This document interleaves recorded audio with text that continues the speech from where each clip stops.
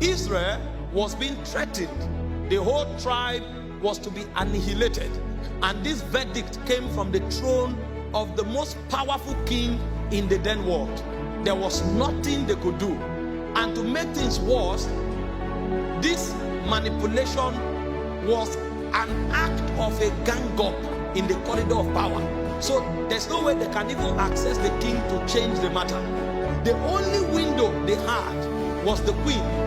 And even the man that came to talk to the queen was hoping she will use her natural powers, like her beauty and her proximity to the king.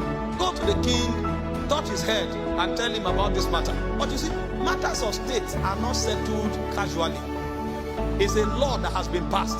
And to make things worse, this lady does not even have the right to go into the king until she's summoned, because it's against the law. But there was something Esther knew. In Esther chapter 4 verse 16, he said, take a 3 days fast for me. And he said, I will go into the king, which is against the law. He said, if I perish, I will perish. The reason is this: if God does not do something, if she enters there, she will perish. So she knew this was not a joke. If God does not intervene, she will perish. But she understood the potency and the efficacy of fasting. God of necessity must do something. And when she was done fasting, the Bible said in Esther chapter 5 verse 1, she walked into the court. I was telling them in the first service, there is beauty that is stronger than eyelashes. Foundation and mascara is good, but there is a beauty that has more power than eyelashes. You can barb the whole eyelashes and use something. There is a beauty that is superior to a glowing skin. Your skin can shine like this bulb. There is a beauty that is more powerful. You can't change the heart of a king with your looks. They said the heart of the king is in the hands of God. He turneth it. To turn the heart of a king, you need something more than physical beauty. The king sees every damsel in the kingdom. And so Esther knew, I may be beautiful, I may have all the perfumery, I may have the best of garments, which is good. Please look beautiful, especially those of you who are married. But there is something beyond beauty. The Bible said when she walked in, the king looked at her and turned his staff. Come. And before she ever made a statement, that's what got me intoxicated. The king said to her, what do you want? Before she answered, the king said, anything you ask, I will give you. Before she asked, the king said, even if it is up to half of my kingdom. What power is this? What do you want? At least logic and reason demands that you wait. If it's something you can do, or if it's something you are willing to do. You didn't stop there. You tell her you will answer. Oh God, what is going? Are you under a spell? Yes, because favor is a spell.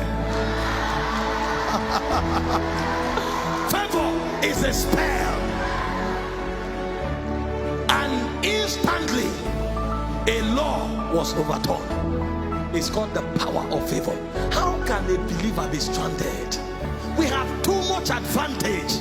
We have too much advantage. We are not just tapping into it. It doesn't matter if 500 people applied. Yes, some studied in Harvard, some studied in MIT. In addition to your certificate, come with favor. Come with favor. Come with favor. By the time they judge you based on merit, they will now go into an economy that is superior to merit. It's called favor. I said favor does three things. Number one, favor opens your heaven. Luke 1:35. The angel appeared to her and said, Hail Mary, full of grace, the Lord is with you.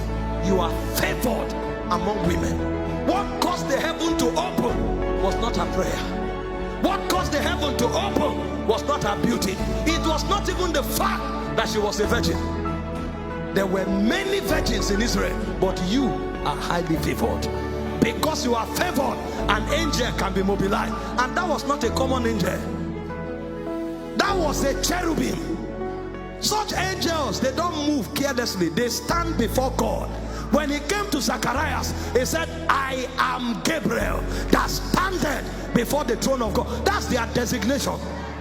You don't send archangels.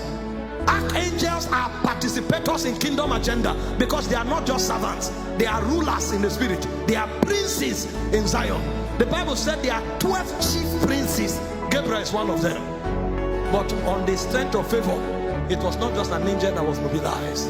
It was a chief prince.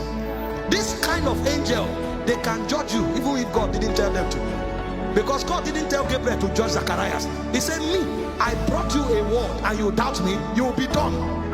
That's a chief prince. But favor can mobilize them. Gabriel came into the world only 3 times in human history. They don't come anyhow.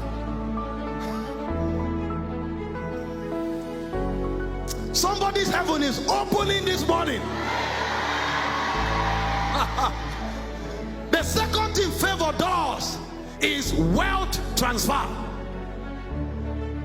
It said in Exodus 12:36, God gave favor to the Israelites and they spoiled the Egyptians.